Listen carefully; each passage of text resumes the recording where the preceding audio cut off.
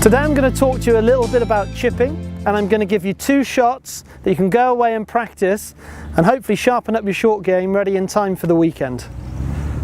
I think one of the most important things if you want to have a good short game is to make sure you have the right equipment. Now, what I like to see my amateur golfers having is exactly the same series of sand wedges throughout the bag. And then also the lofts, that is a very personal choice. Me personally, I use 54 degree as a sand wedge and I have 60 degrees as a lob wedge. Now, we read a lot about bounce, we hear a lot about bounce. What bounce should I have on my wedges? Now, I believe if we just go for middle bounce, low bounce tends to be for golf courses where the fairways are firm and the grass is short, and high bounce is for where the fairways are soft and the grass might be that little bit longer. So if you go for middle bounce, you're hedging your bets. If you go and play somewhere where it's very tight, it will still work, and if you go somewhere where it's very soft, they'll also still work. I think it's really important when we practice our short game that we practice the most simple chips. More often than not, I play in pro-ams, I play with amateur golfers, I see they get themselves into good positions just short of greens and they end up taking 3 or 4 shots to get the ball in the hole. So never neglect the simple chips, don't be out there practicing the parachute lobs over a bunker. I think get your simple chips in order first and then you'll be able to practice the more difficult ones later. Now, what I like to see as well is when you're practicing the short game is to use the golf ball that you use on the course. Now, if you're practicing your short game for hours with range balls and then you go out on the course and you're using a premium golf ball, they're going to react totally different. So try, if you can, when you go to practice your short game, try to use the balls that you use when you're playing on the course. The first shot I want you to go away and practice is the simple chip up the green with a sand wedge. If you watch the guys on the TV when they play this shot, it looks effortless. And if they had 10 shots from here to this flag, I'm pretty sure that most of the best players in the world would hold at least 2 out of 10. So, how are we going to play this shot? And this is just my personal preference.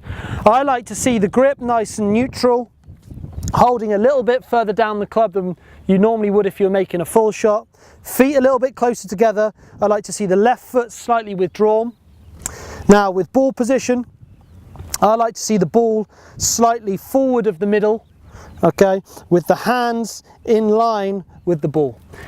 What I'm trying to do is I'm trying to make a short backswing, keeping the club shallow, close to the ground, and then I'm trying to recreate the position I started in at impact. I'm not trying to add loft or take loft off the club. I'm starting in this position, so it should make it simpler to get back to this position at impact. Now, before I hit the shot, I always make a couple of practice swings where I try to make the right sound on the grass. So the club head should gently accelerate through impact. Now, if you make a backswing that is too big, there's no way that you can accelerate through impact. This is when you're going to decelerate and you've got a chance of either hitting it fat or hitting it thin. So, ball slightly forwards, couple of practice swings, making that sound on the grass, and then pointing the club to our target, left foot slightly withdrawn, and I'm just going to try to recreate the position that I started in. The ball bounced off quite nicely. Oh, that was close. The club, it used the bounce, the ball popped up, it had a little bit of check on it and it rolled out towards the hole.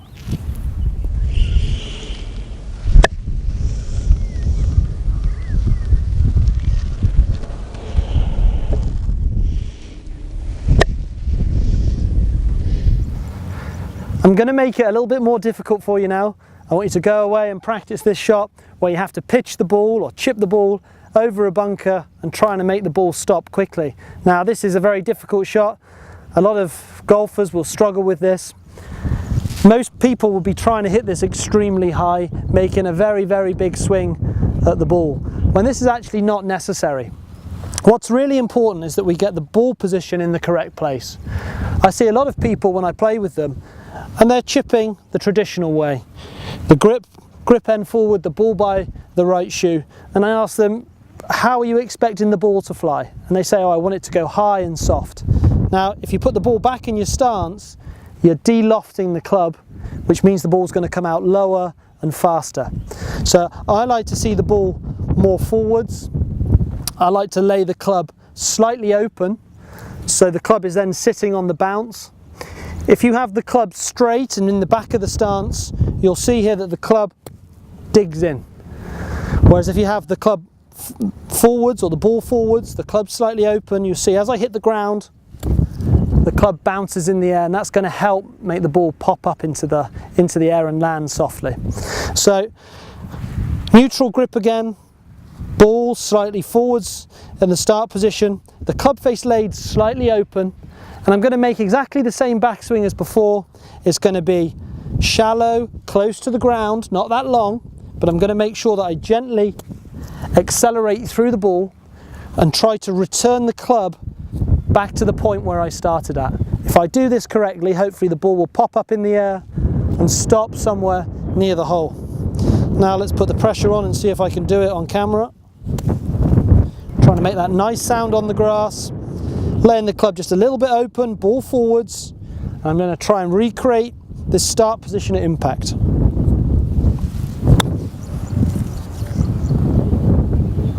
Okay, just give you one more of those. And when you're practicing your short game, make sure that every time you're hitting a chip that you're standing up and you're resetting. You're putting your hands back on the club. You're making that practice swing, trying to make that sound.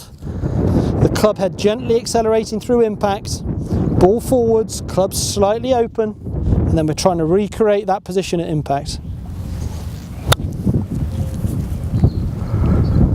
Okay, I might get away with both of those as an up and down and save par or make a birdie on a par 5, and it's going to dramatically help improve your scores.